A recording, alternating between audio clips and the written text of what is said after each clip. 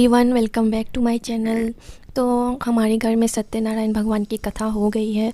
अब शिव चर्चा की तैयारी होगी। जैसा कि मैंने बताया था कि इसी दिन हमारे घर का गृह प्रवेश हुआ था, इसीलिए हम लोग इस दिन सत्यनारायण भगवान की कथा कराते हैं। और क्योंकि ये सावन मास में पड़ता है, इसीलिए शिव चर्चा भी कराते हैं। तो सत्यनारायण भगवान की कथा तो हो चुकी है। पंडित जी को दक्षिणा देकर उनको खिला पिला कर उनकी विदाई कर दी गई है। उसके बाद मैं यहाँ आ गई थी ऊपर, और ऊपर की साफ़ सफाई करके यहाँ शिव चर्चा की तैयारी करूँगी।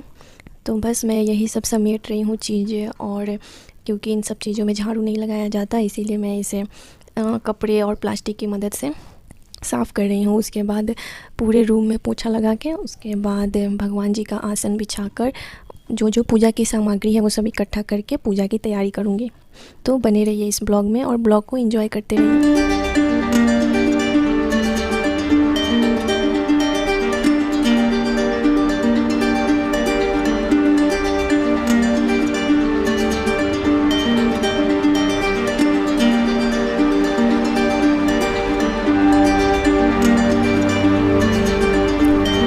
साफ़ सफाई करने के बाद मैं यहाँ भगवान जी का आसन लगा रही हूँ।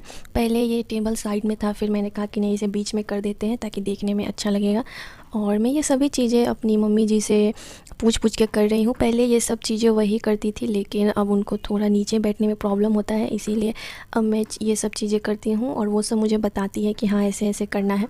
हमारे यहाँ शिव चर्चा में माँ दुर्गा और शिव जी दोनों की तस्वीरें साथ साथ विराजित की जाती है, और माँ दुर्गा को एक कोरा साड़ी चढ़ाया जाता है। ये साड़ी उस चढ़ाने के बाद परिवार का कोई सदस्य पहन सकता है। और उसके बाद जो मैंने पिछले ब्लॉग में चूड़ी, बिंदी और नेल पेंट, ये सभी सुहाग का सामान निकाला था, वो सभी माता को चढ़ाते हैं।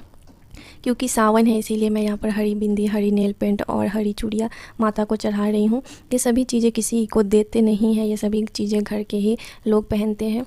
तो ये सभी श्रृंगार मैं माता का कर रही हूँ। उसके बाद यहाँ पे जल, फूल, पान के पत्ते, जो चीज़ें पूजा में लगती हैं वो सभी चीज़ें मैं यहाँ पे रख रही हूँ। पूजा की सारी तैयारियां करने के बाद मैंने यहाँ पे दरी बिछा दिया, क्योंकि जो महिलाएं शिव चर्चा में शामिल होंगी या भजन गाएंगी, वो सभी यहाँ पर बैठ के अपना जो भजन है वो गाएंगी। और ये देखिए, मेरी पूजा की तैयारी इस तरह हुई है। और जो भोग लगाया गया है फल और खीर का, जो खीर का भोग लगाते हैं उसे इस तरह से ढक देते हैं। और जब पूजा समाप्त हो जाती है तो इस पेपर पे कुछ भगवान जी की छवि उगती है, जो सभी कोई देखते हैं। तो इस तरह से सारी पूजा की तैयारियां कर दी मैंने। और उसके बाद महिलाएं आ गई थी भजन कीर्तन करने के लिए। यहाँ मेरे सासू माँ कथा सुना रही हैं शिव चर्चा की, और उसके बाद भजन कीर्तन होगा, जो आप देखिए और इन्जॉय कीजिए। हे भगवान।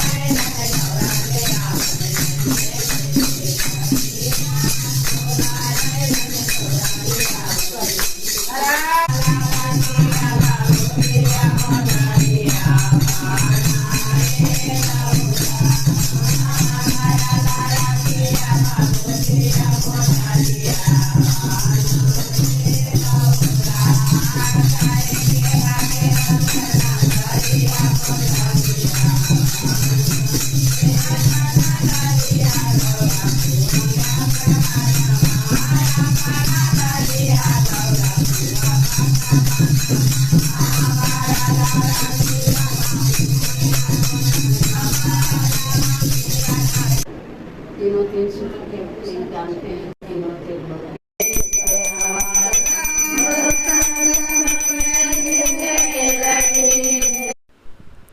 जब पूजा संपन्न हो गई थी और भजन कीर्तन हो गया था, तब सबने मिलकर शिव गुरु से दया मांगा। भगवान शिव ने जो 3 सूत्र दिए हैं, उन 3 सूत्र का पालन करते हुए उनसे दया मांगा गया और क्षमा याचना किया गया।